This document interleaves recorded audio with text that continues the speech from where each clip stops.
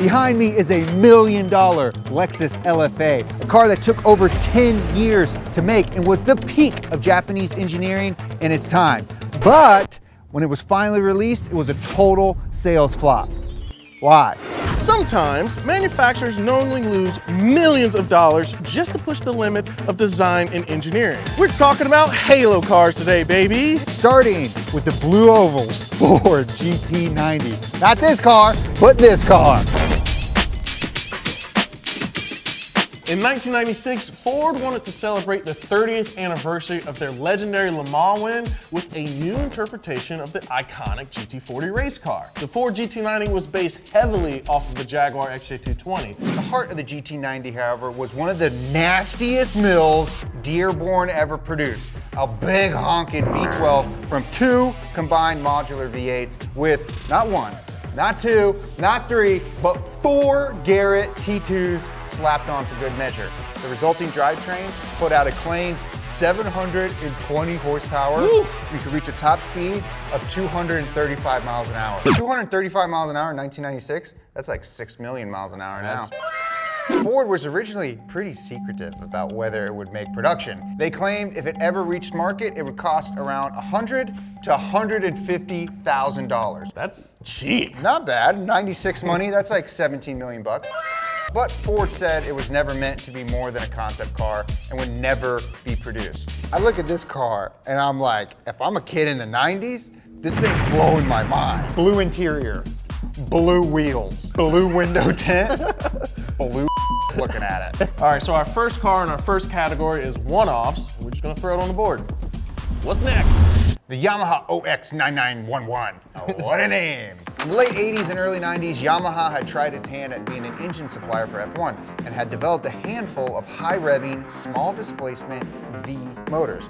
One of those was a 3.5 liter V12 that performed poorly on the track. Oh no. But here we go, Yamaha, literally drowning in cash from the peak of the Japanese bubble economy, decided to try their hand at building a legit street car powered by the same engine that had 395 horsepower and went to 10,000 RPM. The car that came out of this was the OX9911. Be like robot. OX9911. And a 3.1 second 0 to 60, a top speed of 200 miles an hour, and a curb weight of just 2,205 pounds. 3 drivable prototypes were built, and Yamaha was, from an engineering perspective, ready to take the OX9911 to the streets. But the Japanese economic crash of the mid-90s left Yamaha afraid the market for an $800,000 supercar had evaporated, which it did. Yeah, it's cool. It's weird. It looks like a toy. Yeah, it looks like a McLaren F1 in the back. Yep. It looks like a stealth fighter. How do you get out of this car? The bonnet flips like this. Yeah. What do you call the rear thing if it's British? You get the bonnet flip this way, yeah? The boot flip that way, right? The doors flip this way, right? It's pretty much. All right, Justin. Now, time to rate it. Where do we think? Under the GT90. Yeah, I agree. That thing has a V12 with 4 turbo. Yeah, come on. It's got twin Terpskis times 2. 2 square Terpskis. Up next is the Nissan R390 GT1. Exists for one single reason. Nissan wanted to win Le Mans. FIA rules in the 90s required the automakers build at least one street version of any race car entered in the GT1 class. The resulting supercar delivered a 0 to 60 of 3.9 seconds, quarter mile time 11.9 seconds, and made its way to 220 miles per hour. That's not very fast until the 220 part. You don't gotta get there fast, you just gotta be fast. That's why hippos can run up to 40 miles an hour, but it takes them about 15 seconds to get there. That's what Nissan thought when they were designing this car. If you had to make a street legal Le Mans car, I could kind of see this being a thing. We got the race car here, street version there. The boot pops up like boots do. I don't see a lot of Nissan cars after this that took inspiration. I don't think that's what Nissan did with this though. No. I just think they were like, hey, we want to go race Le Mans. We don't care about designing our future cars based off of it. But it's still gonna get ranked on the list. On the bottom. Yeah, I'm going bottom, yeah. The R390 had an okay racing career. Its best finish being 3rd overall, but in 1999, FIA ended the GT1 class entirely, as the one-off production rules were too easy for a certain manufacturer to circumvent, and its dominance caused other manufacturers to quit the class entirely. That car, Justin, is the Mercedes CLK GTR. I'm just gonna go right ahead, put the Mercedes CLK GTR right at the top. I don't even need to read or tell you guys about it because it's gospel, baby. Manufacturers like Mercedes-Benz watched McLaren and Porsche dominate GT1 racing in 1995 and 1996, and they decided they wanted in on the action. The resulting car was the CLK GTR, my personal favorite car of all time, and one car that I will have in less than 4 years. I will be owning it and driving it on the streets of LA, and you can put a date on it right now. In its first season in 1997, it won the FIA GT1 championship, and in the second season, won every single race it entered, and of course, the championship. FIA canceled the GT1 class again in 1999 because Mercedes competition simply gave up on trying to beat the super CLKs. This car was in every racing video game. When I got Need for Speed, I was like, oh, I have to play to get this car? Yeah. I just give it to me. Just give it to me. I paid you money. Why weren't microtransactions a thing back in the 90s? Just give me the car. Well, it's safe to say everyone wants one. Everyone that loved racing loved that car. But Mercedes only built 25 road-going examples total, with a price tag of $1.5 million. Now they're selling for over $10 million. All right, that kicks off our one-offs category. For our next category is, I forgot about that one. And our first car on this list is the VW Phaeton with a P. The Phaeton came straight from the top down the chain. It was a brainchild of VW Group's then CEO, Ferdinand Peach. I don't know how to say that. Ferdinand Peach. Ferdinand Peach. Ferdinand Peach. Did I say that right? Yeah. Peach, who had turned Volkswagen from a slowly dying manufacturer into a globally feared powerhouse, wanted to build a proper competitor to the Mercedes S-Class out of Volkswagen. Peach demanded the impossible. One of his requirements was that the car had climate control that could keep a cabin temperature of 71 degrees in 131-degree weather while driving 186 miles an hour. That's psycho specific. No problem if you're the Peach Meister. When the Phaeton was finally produced in 2002, it cost VW $1.3 billion to develop and was so luxurious, it was co-developed with the Bentley Continental GT. It was supremely comfortable with standard pneumatic suspension, 4-zone automatic climate control, all-wheel drive, and an available W12 engine. The car weighed 5,436 pounds to be exact, and had a price tag of almost $100,000. Few people wanted to drop 6 figures on a 2005 Volkswagen, and because of that, it was a flop. Yeah. Now, despite strong reviews, VW still lost an estimated $32,000 on every Phaeton it sold. So sometimes when you do cool stuff, it doesn't work. We've made a lot of cool videos that have been stinkers. So we know how you feel, Volkswagen. Hey, hang in there. The next vehicle on our list is the Hyundai Equis. Now, Hyundai was, until recent years, never really considered capable of being a luxury automaker. In the early 2010s, the company attempted to change that image, and one of those attempts was the Equis, a rear-wheel drive, 429 horsepower V8 that was a massive luxury sedan. The Equis had a base price of around $60,000, so you can get luxury for a good price. It sold minimally with around 3,000 to 4,000 cars a year in America, but was considered a success at what it was meant to do: help bolster Hyundai's image as a luxury automaker, because Genesis came out of this. And this car looks just like a Hyundai Genesis. No, wait, that is a Genesis. No, it's not. That's an Equis. But where does it go on our list? It's close to this guy, but I would give this a little bit of a notch because the requirements that the CEO put upon the team to build this car were absurd, and the fact that they were able to do it lends itself to top this out. Yeah, but cool car nonetheless. The Subaru SVX, one of the strangest cars to ever come out in the 90s. At the time, Subaru was building relatively bland all-wheel drive cars that were styled like lunchboxes. The company was flush with cash from the Japanese bubble economy and decided to build a halo car to compete with the likes of the 300Z and the RX-7, as well as help make Subaru's overall image a bit more premium. The result was the SVX, a flat-six, all-wheel drive Giorgetto Giugiaro designed super coupe that, unlike the Equis, fell completely short of every single goal. The cars retail for over $30,000 in the 90s, and in 1992, the sales were dismal.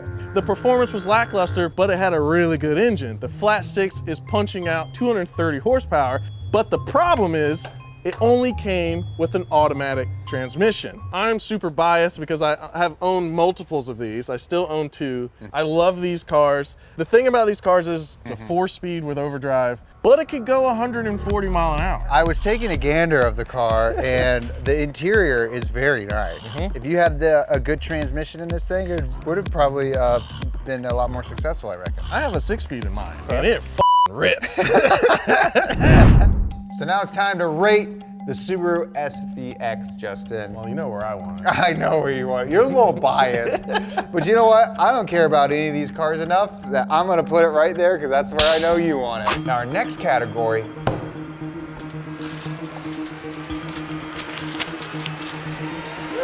Weird Cadillacs. The first Cadillac on our list is the Cadillac CN.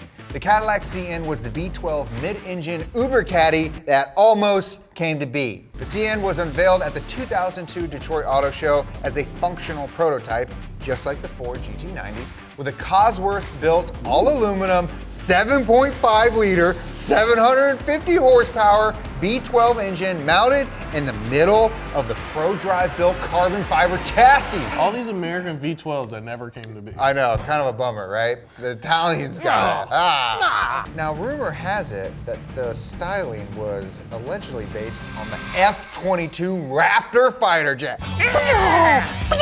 I'm Tom Cruise. GM execs actually went to the UK to find a boutique outfit that could assemble 300 CNs in a year, but it was all for nothing because GM squashed the whole project anyway. Okay, GM, can you please step it up a bit? Okay, let's get someone young and handsome like me in the big chair, all right? The Lambo doors are an interesting touch. Is that real? The XLR is definitely inspired off of this, but also the Chevy Volt version. Yeah, that's right. That looks exactly like this. This would have been a sick car. Yeah, this would have been super cool. Really bummed they didn't make this. Yeah. Also in red. Oh, come on. Oh, that's Photoshop. I know, but still, red, that'd be so sick. red. Let's just put it on there. A year after the Cadillac CN, they decided to move the engine back to the front and add a few more cylinders with the Cadillac C16. This halo car was never produced, but it was just GM walking around flexing their muscles. Powered by a one-off 13.6 liter V16 that could produce 1,000 horsepower and 1,000 pound-feet of torque. A perfect horse pork. Everything about this 16 was excessive. It was 18.5 feet long. Okay, that's that's 3 me's. It weighed over 5,000 pounds. That's 5 Justins. And had 20 layers of paint on it. He's buff, okay? It wasn't a fat joke, it was a strong joke. The interior was finished with hand-stitched Tuscany leather, polished walnut burr wood, and woven silk carpets. Are we sure GM built this? This doesn't sound like anything they would ever do. One working prototype was built and hidden away after 2003 auto show tours, but the stylistic and engineering influence of the 16 lived on well through the 2010s. It did, however, show up in Adam Sandler's Click. This looks just like an SLR with a really long hood. So I'm getting like Dick Tracy vibes. Or like, this is presidential. This is a huge car. 18.5 feet long. Yeah, that's big. That's like Batmobile size. Yeah. Okay, but what do we think? We got a Cosworth built V12 versus a gigantic gigantic V16. I think I like the CN a little bit better. I like the CN as well. Yeah. So that's where we're gonna go with this, but we're not done with Cadillacs, Justin. We're not done with Cadillac. We got one more. The Cadillac Mirage. Debuted a decade later than the 16, 2013, but it was another stunningly huge concept at 205 inches long. Oh my God. We told you feet last time, now we're telling you inches. Hold on. Hold on, processing. 17 feet long. Unlike its predecessor, it had just 2 doors for its 4 seats. It followed in the spiritual footstep of the 16, delivering an opulent interior with titanium interior trim and camel leather upholstery. They killed camels for that. Yeah. How dare they? Underneath the El Mirage's body was the new GM Omega platform. The Omega platform was GM's highest tech at the time, and it made extensive use of aluminum and magnesium to create a lightweight, rear-wheel drive car with a 50-50 weight balance. This just definitely looks like modern day Cadillacs. The black wing looks exactly like Yeah, this. their design styling is pulled from this car, which is cool. Yeah, that's what Halo cars are for. Yeah. That's why we're talking about them. And Cadillac obviously uses their Halo cars for their design language. I don't know. I think it goes, goes right in the middle. I think it goes right here. in the middle. Boom, baby. 3 Cadillacs that GM. Just too afraid to make. Shame on you. All right, Justin, I'm sick of talking about cars that never made it into production. How about a couple cars that actually influenced? What you got for me? Well, this just says cars that actually influenced what? who made this? Jimmy! That's right, Justin. Cars that actually influenced something. A lot of Halo cars have actually led to super successful successor cars. These cars walked so their brothers could run, like the Plymouth Prowler and the PT Cruiser. That's right, it's not a list without a PT Cruiser. The Plymouth Prowler is one of the most confusing cars to ever come from Detroit. The retro-styled coupe was intended to spur the revival of Plymouth. I remember as a kid, this car was insane. You were like, dude, whoa, that car's sick. I loved it, and I got older and realized, like, oh, they put a crappy V6 in it. You can't have a manual, you can't freaking do some Skeety Boys? No Skeety Boys in the Prowly Boy? Sales were predictably mediocre as a result. Just 11,000 were sold over the course of a 7-year production. The PT Cruiser was part of the same Plymouth revitalization effort and clearly shared a similar overall retro style with the Prowler. Here's the crazy thing about this. The PT Cruiser, unlike its Prowler sibling, was a massive hit, lasting a decade and selling over 1 million examples during that period. When the PT Cruiser came out, people lost their minds. They were like, this is insane! Yeah. This is crazy! This is an absolute crazy, I gotta get one. They sold so many PT Cruisers, it literally saved the brand. They sold too many of those cars. So many. All right, well, since this is the first car on our list, Justin, I'm just gonna slap it up there. The Plymouth Prowler. Next on our list, Justin, is the 2nd generation NSX. Now, despite its 573 horsepower hybrid twin turbo V6, the NSX fanboys panned it as sterile and unengaging at its release. Well, let me tell you, I've driven this car. Now, I've never driven a previous gen NSX, but I will tell you this, it doesn't make this car not fun. Acura expected to build 800 cars a year, and instead orders came in for roughly half of that. Despite the stumbles though, the NSX did relaunch Acura's image of that of a sports car manufacturer and set the stage for the reintroduction of the legendary Type S line. I mean, the Type S cars even got their own anime. The influence of the NSX in this dramatic shakeup for the brand can be seen directly in one of the highest praised sports cars of the 21st century, the Integra Type S. It looks great. It looks great, and it's a cool car, and you don't feel like such a hot boy. But you know, I think I think it goes a little bit higher. Yes, than, you know, if the NSX went below the Prowler, you guys would stop following us. Which brings us back to the LFA. It's hard to imagine that this car was a flop. I mean, you have a 4.8 liter naturally aspirated V10 making 553 horsepower. And this is a 11-year-old car. Granted, this car was close to $380,000 MSRP, which caused it to not sell very well. And they only made 500 of these cars. Oh, that's so good. It's so good. This car is revered, and now the price shows. Yeah, a car that was sub $400,000 has now doubled in value, if you can even buy one. From a driving experience, dude, this car absolutely rips. And from a passenger experience, it absolutely rips. Yeah. It feels great over here as a passenger. This is the first car that had the F badge on it. This is the one that started it all. This set the tone for all of Lexus's and Toyota's design language for the next decade. Which is exactly what a Halo car is meant to do. That's what it's supposed to do. Yeah.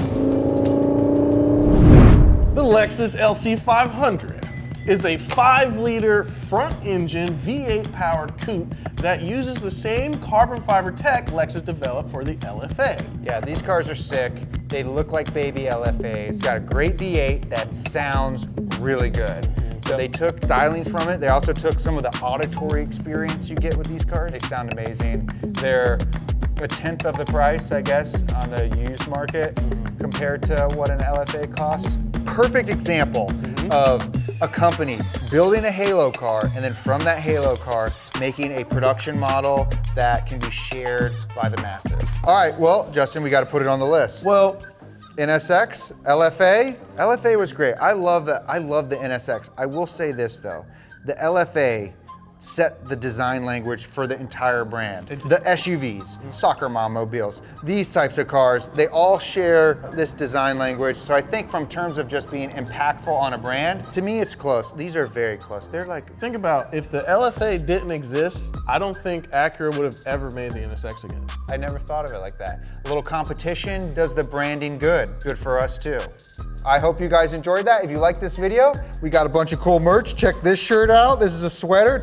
Go to donutmedia.com to get your merch, or go to Zoomies. That would be great because I actually get paid when you go to Zoomies and buy your shirts. Eventually. So yeah, maybe support that.